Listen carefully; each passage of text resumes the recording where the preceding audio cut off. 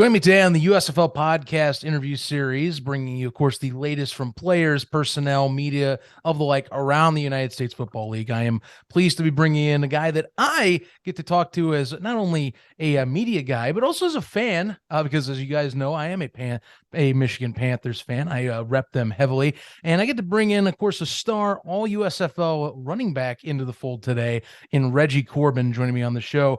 Reggie, hey. First off, congrats on the win. You helped me secure some barbecue last week. If you haven't heard, the grudge game, I got to get some free Memphis ribs on my partner's dime. Thank you and Stevie Scott and Josh Love for that. But how you doing post-win, you in particular? Thank you for having me, man. I'm doing great. It's not Victory Monday. We used to have that when we were in college, but it's kind of like it's Victory Tuesday. So, Yeah. I get to rest up a little bit. Practice starts tomorrow, and then we'll get it rolling, man. Move on to the next one. Right. I imagine Coach Nolan kind of already has you guys back in all things business, the 1-0 kind of mode leading into your game in Canton. You're playing another neutral site kind of hub game. I know you two between the Stars and the Panthers are sharing a hub, but some scheduling things happen, but you're playing in Canton, Ohio, still getting a good venue. How you feeling going into this week against what many people consider one of the, if not the top dogs in the North Division? Yeah, it feels good, man. We're literally traveling a couple of hours to go play some guys that are right next to us, so it'll be good. You know what I mean? It'll be a great drive home. I think both teams definitely don't want to be the team that loses on that drive back home. So I think it'll be good, man. We'll be out there competing our butts off and try to come away with another win. You ever been to Canton, Ohio before this week? Yeah, we literally went there for media day and scrimmaged each other. So we've scrimmaged them twice Ah, already. that's right. That's right. You got me that. Yeah, Mm-hmm. yeah, we scrimmaged them twice already. We scrimmaged them once here in Michigan, and we scrimmaged them once in Ohio. So it'll be our third time seeing them Mm-hmm. already in the course of a month. That's going to be fun. I mean, I think for a lot of folks, obviously I can talk about Philadelphia all day and between you guys sharing a hub, of course, in that aspect. But I mean, coming into this year, let's talk Panthers football. Last year, not so nice, I would say, not so nice, I guess, overall season, but the finish at least was sweet, getting that first overall draft pick. And now you're coming back season 2. What are some things for yourself? Eric Marty, of course, being back as the OC, I think is crucial for your side of the ball. But I mean, what are some things you've been noticing, I think, that are like second year things for you? Things maybe clicking for maybe not yourself, but like teammates that return, the offensive mindset. What's new for you that, maybe you didn't notice in season 1? I just think chemistry is a huge thing, and it showed in our pass game. Our Mm-hmm. pass game flourished, and they actually had some time to, do that now.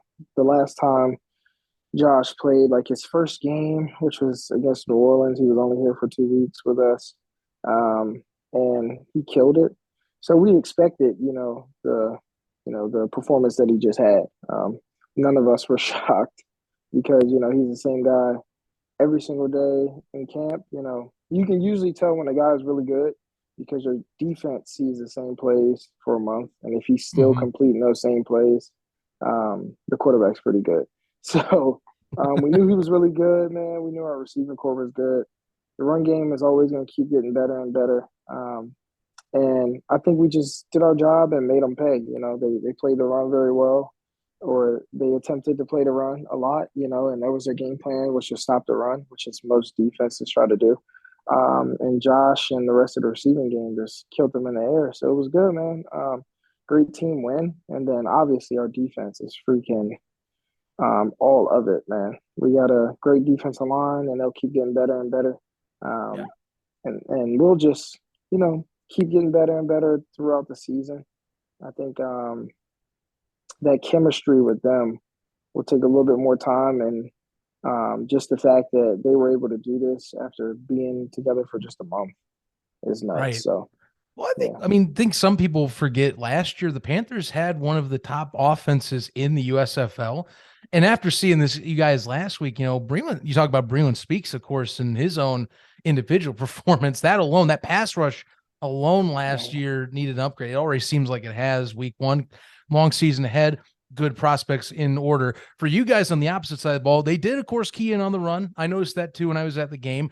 But you did have your buddy Stevie Scott get some runs that he was breaking. You had one or two yourself that you get the break. What's the dynamic between you and Stevie? You know, you at least got that Big Ten connection from last year. You get to kind of play that. But I mean, you two at least are two of the more dynamic rushers in this league. How do you guys at least keep each other, you know, where you're maybe not say one's only the hot hand, but where you can both be the hot hand at your own separate times when you get your drives?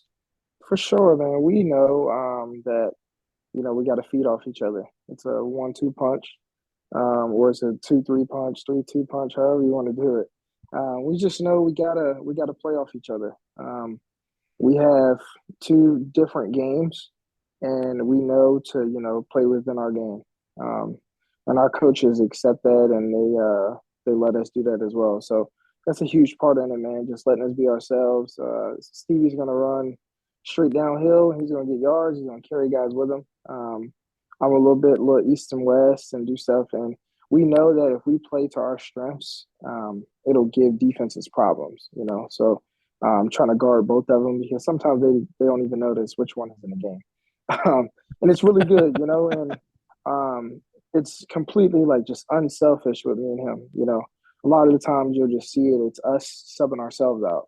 And we're always looking at one another, or we're like, all right, give me one more play or this. And we're just talking the whole time, and we're just going and rolling. And it's just good, man. It's kind of like in basketball when you have two good point guards out there. So you just kind of just feed off each other and you just go, man. It doesn't matter who's getting the ball this time or what our job is. We have trust and faith in each other, and we just get the job done. Execute and function, you can get a win. Like you're talking team first mentality. I like that concept. I like hearing that, of course. And I think it's great that you guys are getting to at least, build on some of the end season successes of last year and kind of start on a good note this season moving into week 2 and into tougher opponents ahead. And, you get to move in 2 weeks, not to look ahead to your opponent. I'm not going to say that because I want to keep you focused on Philadelphia. Let's keep you focused first. I more want to talk on the point you're going to get to play in front of a home crowd that's your guys' home crowd in 2 weeks. You're in obviously in Ypsilanti, Michigan, practicing, doing training camp right now. Well, you're in there, but you're in Ann Arbor, stay wise, but you get to go play in Detroit, in downtown Detroit, for the city and at least the state that you guys represent as the Michigan Panthers. How's it been for you? You've been doing a lot of media spots, so I'd love to hear your thoughts on kind of just how you've been talking to at least local guys over in the Detroit press scene and in the Detroit television scene. It's going really well, man. I love it here. Feels like home already, especially once we went to Memphis and everyone was like, man, we need to go back home. And we're like, wow, we're calling Michigan home already. So it feels good, man. It feels good to be here. The media loves us, and they were just kind of telling us the whole time about how fans were super excited and everything. And I'm like, okay, yeah, they always say that. But then I went to Trader Joe's, and I didn't realize I had my Michigan Panther shirt on. And man, I got stopped by about like 15 people. So that right there told me that okay, these people are excited, and they were just like, man, we'll see you April 30th and everything. And I'm just like, man, I guess that's when the first home game is. So I'm really excited to be out there playing for the fans and being out there having them on our side, especially after going against them in the Big Ten. So it'll be good, man, just to have those diehards on our side. Right. You don't have to go to the big house this time or something like that and have to worry about, 100K, 100,000 plus screaming down at you from up in the rafters. Yeah. Raptors. No, but that's got to be nice. I'll be honest. Do you have you talk about some of those folks coming up to you, I think the league's been leaning into a lot, of course, the older kind of setup and the old teams, obviously the Panthers being the last championship professional team to come out of Detroit. Any of those people come up with stories of maybe years past? I've been a fan for like 40 years. I've been a fan since the 80s type of thing. I've had a few of those in Memphis and Birmingham. That's why I ask. I think the only one that kind of came up with a story was actually Jalen Rose when we went to the Pistons game. Yeah, and he had talked about how I think it was, I don't want to misquote it, but it was either like his uncle or his grandfather or someone used to like drive the Michigan Panthers or his neighbor or somebody parked the bus on his street or something. It was just something that was relating back and just showing us like, wow, how long the Michigan Panthers have been around, um, and how much people love them. So it was good to see that, man. But I haven't really gotten too many stories. I have heard, some, oh, this is the authentic, gear of the Michigan Panthers, but haven't really heard too much about it. But everyone seems excited, man. There's nothing but posters and billboards and all types of stuff up around Michigan. So as teams come in, I think they'll see it and they'll just kind of be like, wow, okay. The state will be behind them this time. So it'll be good. Yeah, it should be a good crowd.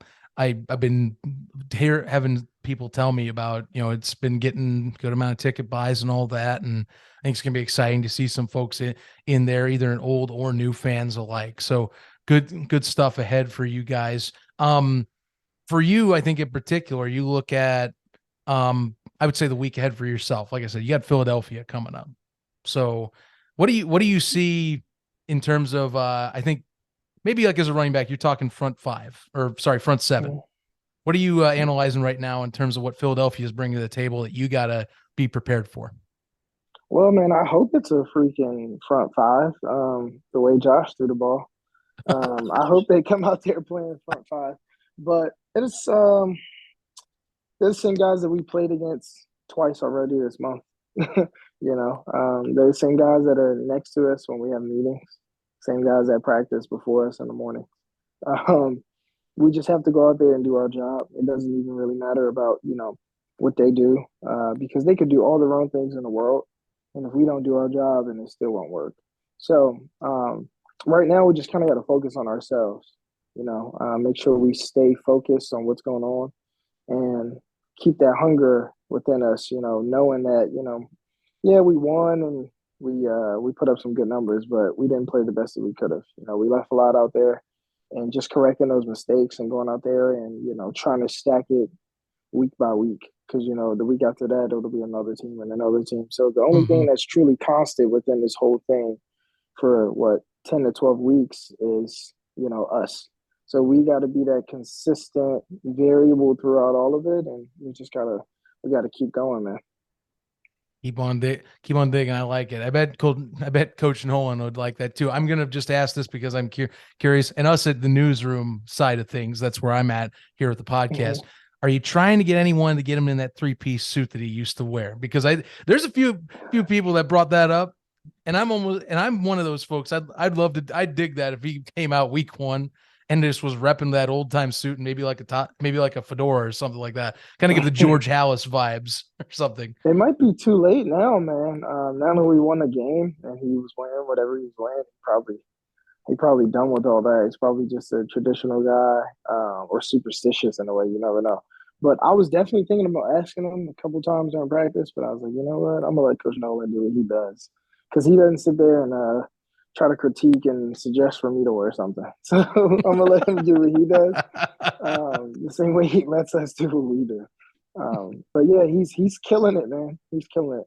I love Coach Nolan. What he's done with our team, how involved he is, the type of person he has been. He's not afraid to. Well, obviously he's not afraid, but he doesn't hesitate to, speak his mind, or when it's time to come about something, like he addresses things head on, and he tries to address every single thing that goes on. So it's good. He's given us a chance to be like true professionals, and he's one of my favorite coaches already. So That's fantastic to hear. Fantastic to hear. I mean, like I said, he's one of 4 new coaches in the USFL this season. So, credit, years of experience. Obviously, it's you can't get someone that hasn't been in the NFL scene or in the pro scene much more than Coach Nolan out of here. There's a few others in the USFL, but he challenges them too. But that's got to be fantastic to kind of be able to, even if you aren't getting coached up, you can kind of, if you get the chance, pick someone's brain like that, about that side of the sport and that side of the industry. yeah, it's good, man. Just to be able to see how much he knows about the game too. Like, he doesn't just talk about defense all day. Like, he helps with special teams. He provides insight of like general knowledge and little insights as far as like the game goes and what you do in critical situations, and you know, if you really love the game, obviously you'd be super intrigued by how we prepare and why we prepare the way we do and things like that. So just literally just trying to, you know, be a sponge and soak every single thing in that, you know, he does and how he goes about his daily life as well. Speaks volumes, you know, just to be as successful and, you know, to not in a way like flaunt it in any way, you know, Mhm. just to be who he is and how he wakes up every single day and goes about his business and he doesn't act too big for us or anything like that, you know, like this is Mike Nolan what we're talking about. So um it's it's been an honor to have him as our coach and I can't wait to see what, you know, the rest of the journey is like. Yeah, it's only the beginning. Only 1 week down, and hopefully more than 9 to go. That I'm not even going to say 9 to go because that'll jinx any of this. So I'm hoping for 11 to go to give it to Yeah. you, give it to you guys right now. Reggie, for yourself, obviously, you know, team goals aside, and still team face forward. What are some personal things for you? I mean, you can admit them, you don't have to, but what are some things you want that you're trying to achieve this year? Trying to, I guess, set a bar that you already put. I mean, you already are USFL, all USFL nod this past season. So, people Yeah. obviously acknowledge your talent last year, but what are you trying to get to, I guess, for this season in the USFL that you want to hit? Um, that all USFL last year was just, you know, pretty big because I only played half the season, Mm-hmm. and that was, you know, voted by the teammates, the players. Like that is the biggest respect, you know. The guys that are actually out there and know what's going on, and you know, to get that respect from them was huge. But I just focus on like playing, you know. I focus on every single day, you know, going out there, holding on to the ball, catching every pass, doing my job, you know, the little things. The big things will stack up and they'll come as, you know, God has planned. But you can't really focus on that because you'll be sitting there doing that all day trying to, you know, get 2,000 yards in every single game and you end up with, you know, 10. So I just focus on the little things that I can and do whatever we have to do to win. Um, like last game, man. I don't even know how many yards I have. I never look at it. I could really care less. As long as we go out there and we win and do what we have to do, you know, it'll be a time where I may rush for 500 yards in a game, man. Just because they're sitting there playing the pass, you know, you never know. But like, as long as you know I can be effective for my teammates in every aspect, that's all that matters. And just play hard because my teammates sit there and block for me all day. Could you imagine that? Like they really put their hand down and block for me. You know, so Mm-hmm. I can do things like running hard, running good routes, even when I know I'm not getting the ball, you know, getting other people open or at least being a decoy. So it's just good to, you know, be out there and just affect the game in any way possible. That's just really my real goal. Well, I'm glad you're out there. I'm glad you're on my side, for to say the least. That is good to know. I don't got to worry about someone like yourself coming coming against my own Panthers every week. I have you and Stevie in the backfield. That's great to see. I didn't mention Joe Walker, which I just was going to bring them all up, but I'm trying to share the love, if you could tell. No pun intended. But Reggie, thanks for tuning into the show. Appreciate it. Giving you the best of luck, of course, this week. Me, especially for myself. And good to see you on here. Can't wait to see what you guys can accomplish as the year goes on. And let's hunt. Thank you so much for having me, man. I really do appreciate it.